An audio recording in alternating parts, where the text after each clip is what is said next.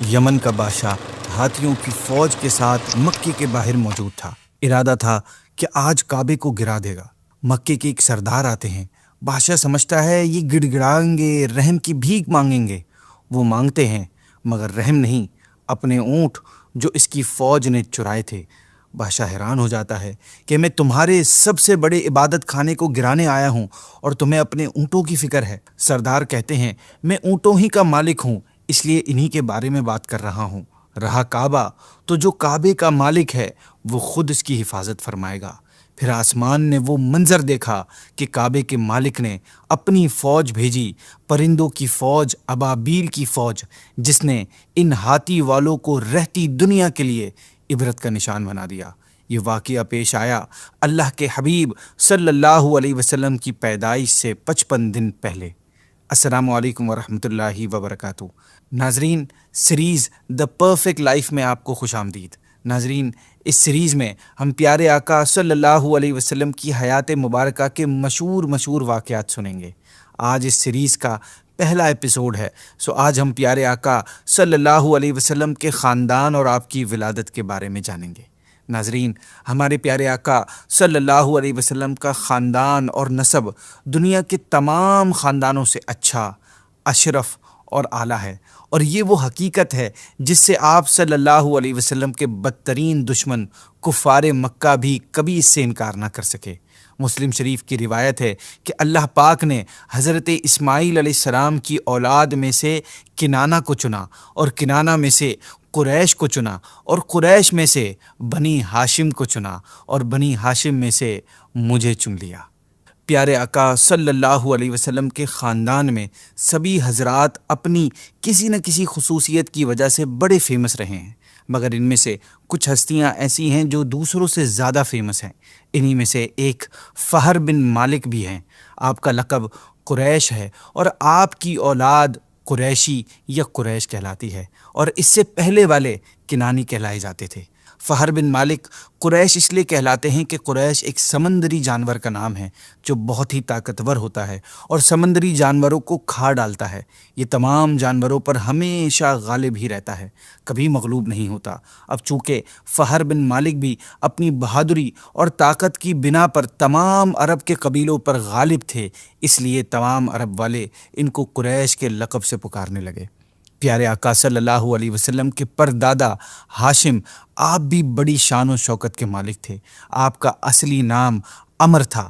آپ انتہائی بہادر تھے، بے حد سخی تھے اور اعلیٰ درجے کے مہمان نواز تھے۔ ایک سال عرب میں بہت سخت قحط پڑا اور لوگ دانے دانے کے محتاج ہو گئے، تو آپ ملک شام سے خشک روٹیاں خرید کر حج کے دنوں میں مکہ پہنچے اور روٹیوں کا چوڑا کر کے اونٹ کے گوشت کے شوربے میں سرید بنا کر تمام حاجیوں کو خوب پیٹ بھر کر کھلایا۔ اس دن سے لوگ آپ کو ہاشم یعنی روٹیوں کا چورا کرنے والے کہنے لگے۔ ہاشم کی پیشانی میں نور محمدی چمک رہا تھا، اس وجہ سے پرانے عالموں میں سے جو بھی آپ کو دیکھتا آپ کے ہاتھ کو بوسہ دیتا۔ عرب کے کئی قبیلوں سے آپ کو شادی کے پروپوزل آتے، مگر آپ ہمیشہ انکار کر دیتے۔ پھر ایک دفعہ آپ تجارت کے لیے ملک شام گئے تو راستے میں مدینے میں بنو عدی بن نجار میں سے ایک شخص عمر بن زید خزرجی کے ہاں ٹھہرے۔ اس کی صاحبزادی سلمہ صورت و سیرت میں اپنی قوم کی تمام عورتوں میں سب سے بہترین تھی، اس لیے آپ نے اس سے شادی کر لی، مگر عمر نے ہاشم سے یہ عہد لیا، یہ وعدہ لیا کہ سلمہ جو اولاد پیدا کرے گی وہ اپنے میکے میں ہی پیدا کرے گی۔ خیر، شادی کے بعد ہاشم شام چلے گئے اپنی تجارتی معاملات کو پورا کرنے کے لیے۔ پھر جب واپس آئے تو سلمہ کو اپنے ساتھ مکے لے آئے۔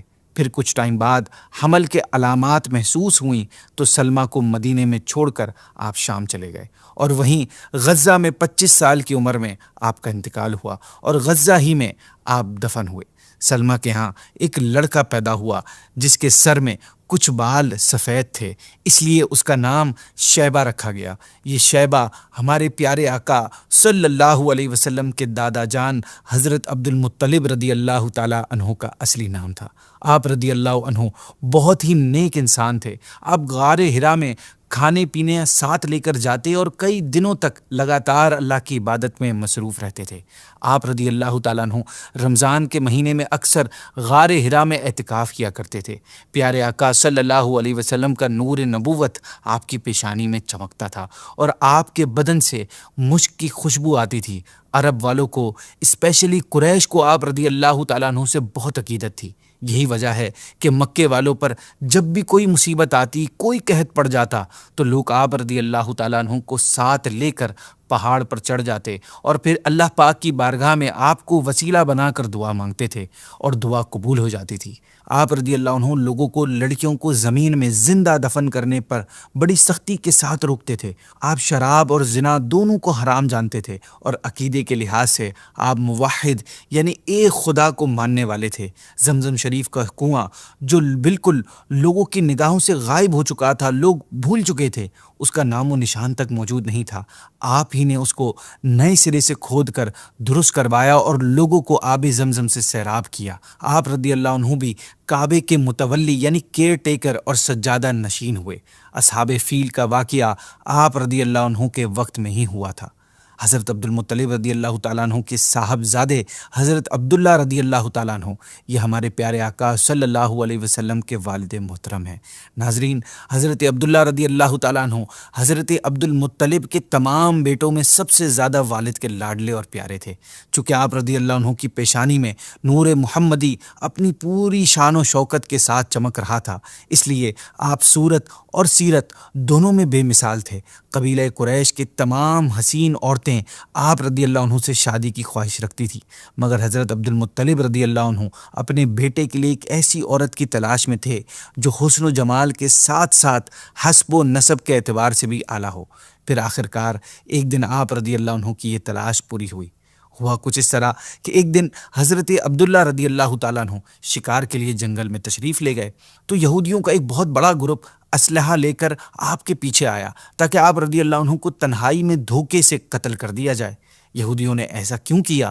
کیونکہ یہودی حضرت عبداللہ رضی اللہ تعالیٰ عنہ میں کچھ باتیں دیکھ کر پہچان گئے تھے کہ آپ ہی آخری نبی کے والد ہوں گے۔ اس سے پہلے بھی وہ کئی بار آپ رضی اللہ تعالیٰ عنہ کو قتل کرنے کا پلان بنا چکے تھے، مگر ہر بار اللہ پاک آپ رضی اللہ تعالیٰ عنہ کی حفاظت فرماتے۔ اس بار بھی ایسا ہی ہوا۔ جنگل میں نہ جانے کہاں سے اچانک کچھ لوگ ظاہر ہوئے جو اس دنیا کے بالکل نہیں لگ رہے تھے۔ ان لوگوں نے آ کر یہودیوں کو مار بھگایا اور حضرت عبداللہ کو حفاظت سے ان کے مکان تک پہنچا دیا۔ اب یہ سب کچھ جنگل میں ہو رہا تھا تو وہاں ایک اور صاحب تھے جنہوں نے یہ سب اپنی آنکھوں سے دیکھا۔ وہ تھے وہب بن مناف، حضرت آمنہ رضی اللہ تعالی عنہا کے والد۔ یہ سب دیکھ کر آپ کے دل میں حضرت عبداللہ کے لیے بے انتہا محبت اور عقیدت پیدا ہو گئی، اور پھر گھر آ کر آپ نے یہ پکا ارادہ کر لیا کہ آپ اپنی صاحبزادی کا نکاح حضرت عبداللہ رضی اللہ تعالیٰ عنہ سے ہی کریں گے۔ چنانچہ اپنی اس دلی تمنا کو آپ رضی اللہ عنہ نے اپنے کچھ دوستوں کے تھرو حضرت عبد المطلب رضی اللہ تعالیٰ عنہ تک پہنچایا۔ خدا کی شان کہ حضرت عبد المطلب رضی اللہ عنہ بھی اپنے بیٹے حضرت عبداللہ رضی اللہ عنہ کے لیے جیسی دلہن کی تلاش میں تھے، وہ ساری خوبیاں حضرت آمنہ بنت وہب رضی اللہ تعالی عنہا میں موجود تھیں۔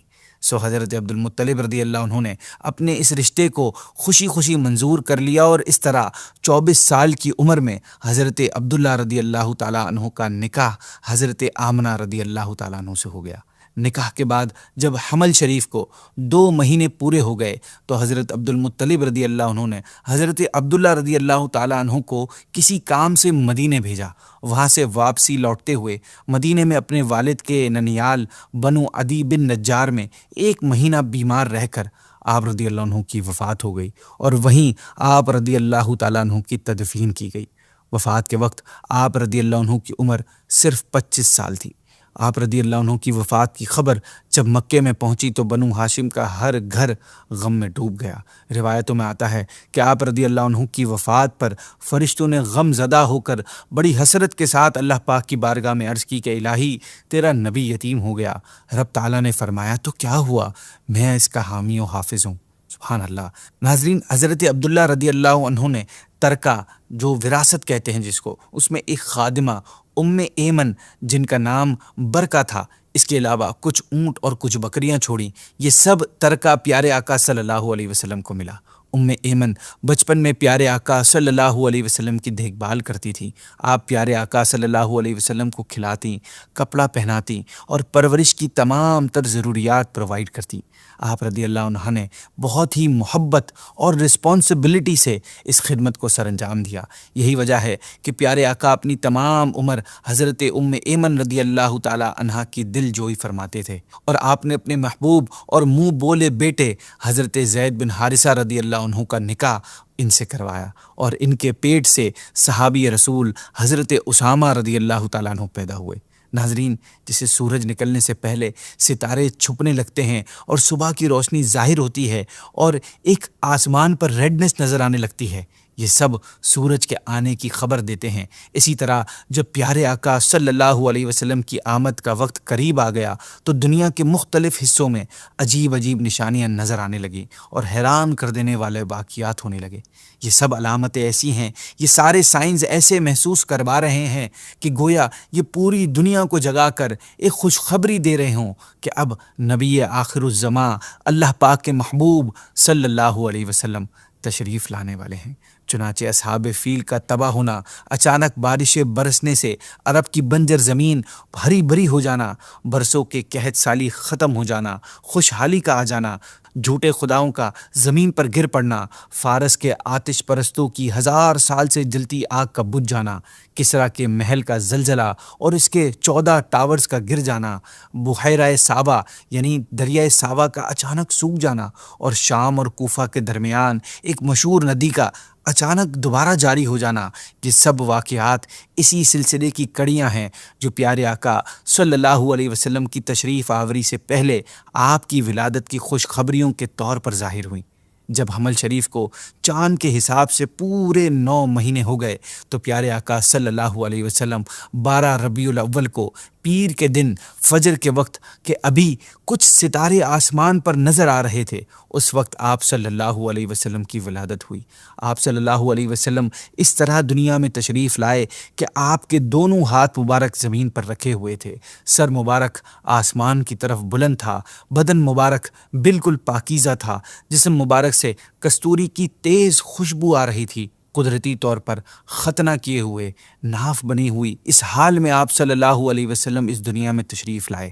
چہرہ مبارک 14ویں رات کے چاند کی طرح چمک رہا تھا اور دونوں کندھوں کے درمیان مہر نبوت کا نشان تھا۔ روایتوں میں آتا ہے کہ پیارے آقا صلی اللہ علیہ وسلم کی والدہ ماجدہ حضرت بی بی آمنہ رضی اللہ تعالی عنہا نے فرمایا کہ جب آپ پیدا ہوئے تو میں نے دیکھا کہ ایک بہت بڑا بادل آیا جس سے روشنی کے ساتھ گھوڑوں کے ہنہنانے اور پرندوں کے اڑنے کی آواز آ رہی تھی اور کچھ انسانوں کی بولیاں بھی سنائی دے رہی تھیں۔ پھر اچانک آپ صلی اللہ علیہ وسلم میرے سامنے سے غائب ہو گئے اور میں نے سنا کہ ایک اعلان کرنے والے اعلان کر رہا ہے کہ محمد صلی اللہ علیہ وسلم کو مشرق و مغرب میں سیر کراؤ اور ان کو سمندروں کی بھی سیر کراؤ کہ تمام کائنات ان کا نام، ان کا حلیہ، ان کی صفت معلوم ہو جائے، اور ان کو تمام جاندار مخلوق یعنی جن و انس، ملائکہ اور چرندوں اور پرندوں کے سامنے پیش کرو، اور انہیں حضرت آدم علیہ السلام کی صورت، حضرت نوح علیہ السلام کی بہادری، حضرت ابراہیم علیہ السلام کی خلت، حضرت اسماعیل علیہ السلام کی زبان، حضرت اسحاق علیہ السلام کی رضا، اس طرح کئی انبیاء کرام علیہ السلام کے کمالات ذکر کرنے کے بعد فرمایا گیا کہ ان کو تمام پیغمبروں کے کمالات اور اخلاق حسنہ سے مزین کر دو۔ آپ رضی اللہ عنہ فرماتی ہیں کہ آج کے بعد وہ بادل چھٹ گیا، پھر میں نے دیکھا کہ آپ صلی اللہ علیہ وسلم ریشم کے سبز یعنی گرین کپڑے میں لپٹے ہوئے ہیں اور اس کپڑے سے پانی ٹپک رہا ہے، اور کوئی اعلان کرنے والا اعلان کر رہا ہے کہ واہ واہ، کیا خوب محمد صلی اللہ علیہ وسلم کو تمام دنیا پر قبضہ دے دیا گیا اور کائنات کی کوئی چیز باقی نہیں رہی جو ان کے قبضے میں نہ ہو۔ اب میں نے آپ صلی اللہ علیہ وسلم کے چہرہ انور کو دیکھا تو وہ 14ویں کے چاند کی طرح چمک رہا تھا اور بدن سے پاکیزہ مشک کی خوشبو آ رہی تھی۔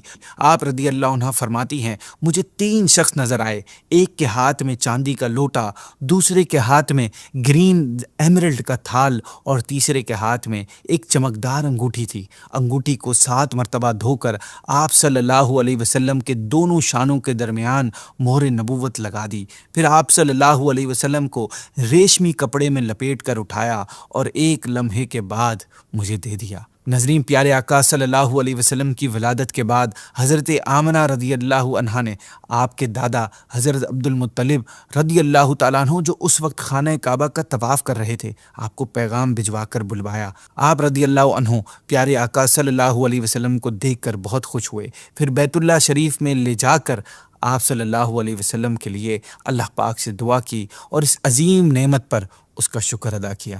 پیارے آقا صلی اللہ علیہ وسلم کے چچا ابو لہب کی لونڈی سویبہ نے ابو لہب کو پیارے آقا صلی اللہ علیہ وسلم کی ولادت کی خبر دی تو اس نے خوشی میں سویبہ کو آزاد کر دیا۔ ابو لہب کی موت کے 1 سال بعد حضرت عباس رضی اللہ تعالیٰ عنہ نے خواب میں ابو لہب کو بڑی برے حال میں دیکھا تو پوچھا تجھے کیا ملا؟ ابو لہب نے جواب دیا کہ تمہارے بعد مجھ کو کوئی آرام نہیں ملا سوائے اس کے کہ سویبہ کو آزاد کرنے کی وجہ سے انگوٹھے اور شہادت کی انگلی کے درمیان جتنی جگہ ہے اس مقدار میں پانی مل جاتا ہے جسے میں پی لیتا ہوں۔ ناظرین، علماء کرام نے اس روایت کو اس طرح ایکسپلین کیا ہے کہ ابو لہب بتا رہا ہے کہ میرے تمام اعمال ضائع ہو گئے سوائے ایک کے، اور وہ یہ کہ میں نے محمد کی ولادت کی خوشی میں صلی اللہ علیہ وسلم میں اپنی لونڈی سویبہ کو آزاد کر دیا تھا۔ اس روایت کے تحت حضرت سیدنا شیخ عبدالحق محدث دہلوی رحمۃ اللہ تعالی علیہ فرماتے ہیں کہ اس واقعے میں میلاد شریف والوں کے لیے بڑی دلیل ہے جو تاجدار رسالت صلی اللہ علیہ وسلم کی شب ولادت میں خوشیاں مناتے ہیں اور مال خرچ کرتے ہیں۔ یعنی ابو لہب جو کہ کافر تھا، جب وہ تاجدار نبوت صلی اللہ علیہ وسلم کی ولادت کی خبر پا کر خوش ہوئے اور اپنی لونڈی سویبہ کو دودھ پلانے کی خاطر آزاد کرنے پر بدلہ دے دیا گیا، تو اس مسلمان کا کیا حال ہوگا جو محبت اور خوشی سے بھرا ہوا ہے اور مال خرچ کر رہا ہے۔ لیکن یہ ضروری ہے کہ محفل میلاد شریف گانے باجوں اور آلات موسیقی سے پاک ہو۔ ناظرین، یہاں پر ایک اور بات سمجھنے کی ہے، وہ یہ کہ یہ بات ہمارے بلیفز میں سے ہے کہ کافر کو مرنے کے بعد آخرت میں سے کسی بھی نیکی کا اجر نہیں ملے گا آخرت میں اس کو، کیونکہ آخرت میں صرف ایمان والوں کا حصہ ہے۔ آخرت میں صرف مسلمانوں کو نیکی کا اجر ملے گا، کافروں کو ان کی نیکیوں کا بدلہ دنیا ہی میں دے دیا جاتا ہے۔